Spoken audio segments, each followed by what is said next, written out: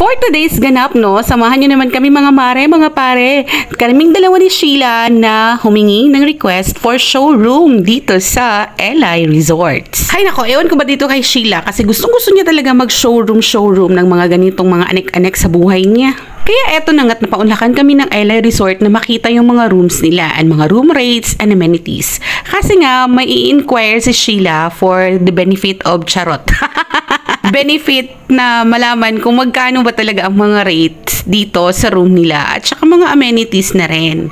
At nang malaman kung suited ba o naaayon ba sa request niya ang mga ganitong bagay-bagay sa coming celebration ng life niya, basta. At eto na nga't papunta na kami doon sa airplane na hall doon sa itaas. Located po nga pala ang LI Resort dito sa Kidapawan City lang. Hindi ko alam kung talaga nasa siya, Barangay Balindog o Barangay Paco na ito. Basta, kilala na naman ang itong LI Resort noon pa kasi matagal-tagal na din ang resort na ito. Gusto lang talaga namin makita yung hall doon sa taas na may yarn na korteng eroplano kasi kakaiba nga naman ang disenyo niya kung sa hall ang pag-uusapan. Hindi ba?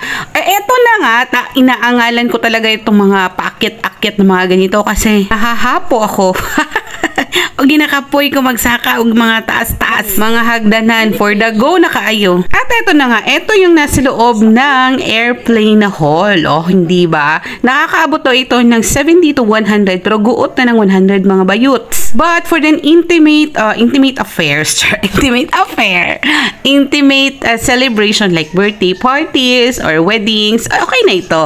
Naka full air condition din naman ang lugar kaya hindi siya mainit kapag nasa venue na. At ito yung makikita mo kung nasa third floor ka. Makikita mo ang lahat-lahat ng mga pools, sa mga tao na nasa ibaba na nag-e-enjoy ng kanilang mga swimming time. So yun na, naka-transition na kami. Dito na kami sa Gaisano pagkatapos namin mag-showroom doon. Tinignan lang naman namin itong bagong milk tea house dito sa Gaisano. So yun lang muna for today's video mga mare, mga pare. Sana nag-enjoy kayong manood dito.